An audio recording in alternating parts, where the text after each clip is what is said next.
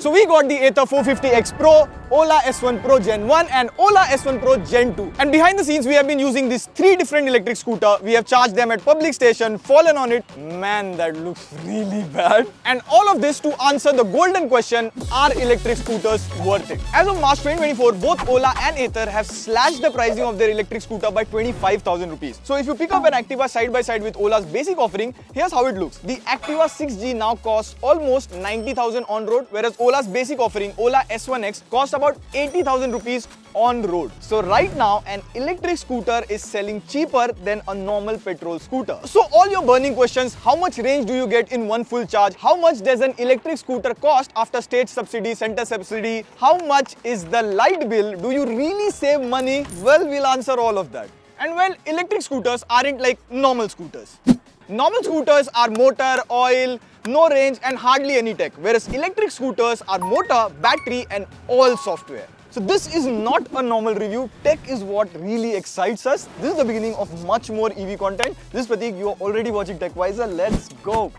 Now, first of all, an electric scooter is far different from a petrol scooter. Like right from the moment you start it, there are 4 key differences. In a normal scooter, you take the key, put it in, hit the ignition and you go off. In an electric scooter, if it is Ola, you don't even need the key. You just take out your phone, open the app, unlock the scooter and you just go. Plus there are sensors. So see, if I remove this side stand, the scooty automatically turns off, and now even if I try to turn it on, it just won't turn on. It's a safety feature. And one personal thing, during winters here in Delhi, it is like really cold. So most of the time I had to use this kick. And then it would start.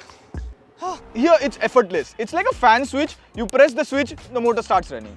And now, since there is an electric motor in the scooter, it can move front as well as it can move backwards.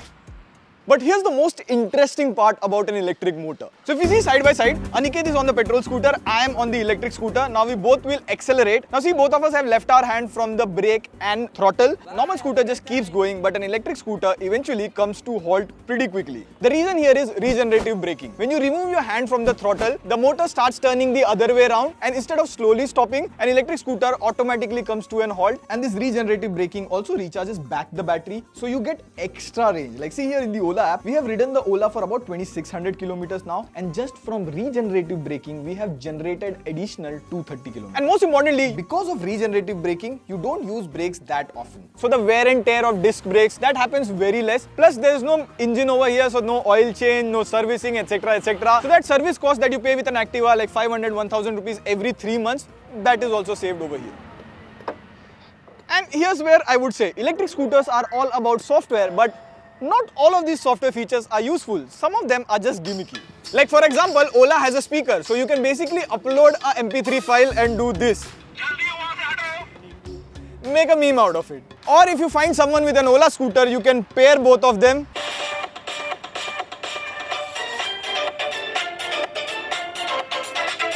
You can play a song, but why would you do that? But there are some useful features. Like see here, me and both Aniket are on a slope. I just put the brake and hill hold activated. And now if you see, the Activa slides down, but the Ola stays where it is. This hill hold feature is something that you will use every single day, and it works really well. Another thing is both Ola and Ather have an eSIM inside the scooter. So you can see here, open maps, search for a location, and without fixing your phone on the scooter, you can navigate there easily. And for safety reasons, while you're riding the scooter, the touchscreen is deactivated. See, it doesn't work. So you will have to stop, and now the touchscreen starts working.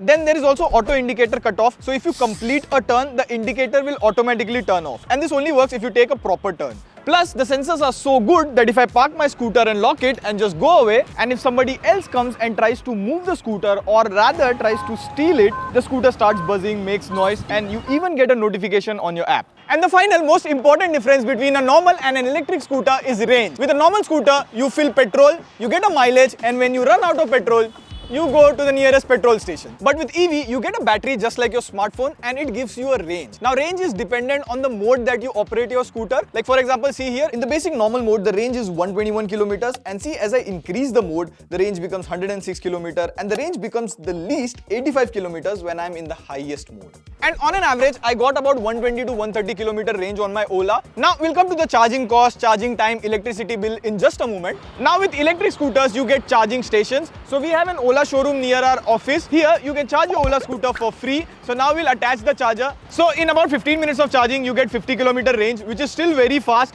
And even within the EV app, you can see charging points nearby. You can also see if the charging point is empty or busy. Now one thing to note is charging stations as of now is very less if you compare it to petrol stations. Another thing to add is if you go at the charging stations are always busy. So you will have to wait 1 hour before you can charge your scooter. And talking about limited charging network, let's talk about the cons. Like electric scooters are all about software. So there has to be a bit of software bugs. Like the other day I was turning on my Ola and the display just wouldn't simply work. The touch wouldn't even turn on. So I had to start the bike with the Ola app. Now these issues are resolved after the new update, but there are still a bit of things. Like see here, right now on the Ola dashboard, you see this is the range. This is a guesstimate. So the Ola dashboard says the range is 104 kilometers. In reality, in practical life, you'll get about 20 to 25% less. So you'll be getting somewhere like 70 to 75 kilometers. Also see, we met with a small accident on the Ola and this entire part broke out. And then we went to the service center and we had to wait more than 1 month to 2 months to just get the spare part. And this is not just us. We are a part of a WhatsApp community for Ola, and you see this is a problem a lot of people face. And another example, see, I wanted to buy a seat cover for my Ather because this is what monkeys do in public parking.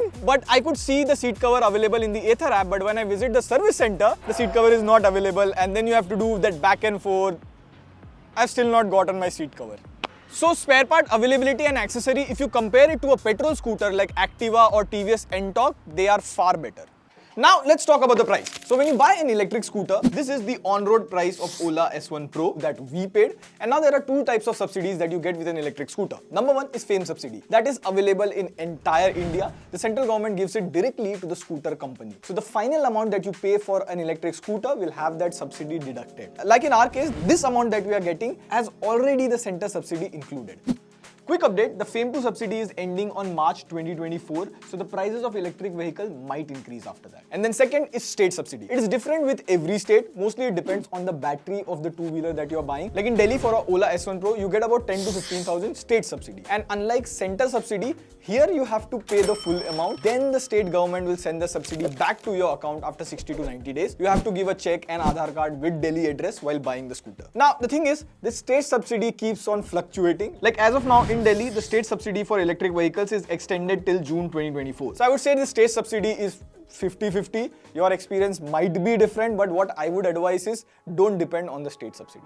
And now let's come to the most important question. How much do you save while using an EV? Well, with my Ola and Ather, it takes about 3 to 4 units to charge them normally, and it takes about 5.5 hours to charge the Ather 100%. With Ola, it takes about 8.5 hours to charge. And this is slow charging speed, which is with the portable charger that you get along with the scooter. This charger cost is included in the scooter price. So coming back, in Delhi, it costs about 3 to 4.5 rupees per unit depending on your consumption. So it costs somewhere between 15 to 20 rupees to charge an electric scooter full 100%. And now I also did the hard work. With an Activa, per kilometer cost is 2 to 3 rupees. With an electric scooter, per kilometer cost is 0.2 rupees. And this is all upper limit. Minimum, whatever you spend on petrol, you will save 1/10 price on an electric scooter. So suppose if you spend 2,000 on petrol, you will spend only 200 rupees charging an electric scooter. Now, before we come to the final conclusion, see, EVs in general have better disc brakes, better braking and better build quality because they are expensive. That is also depending on the price that you pay for your electric scooter. Also, there are a lot of videos saying that your electric scooter battery will go bad, your battery replacement will cost 50 to 70,000 rupees once you replace the scooter.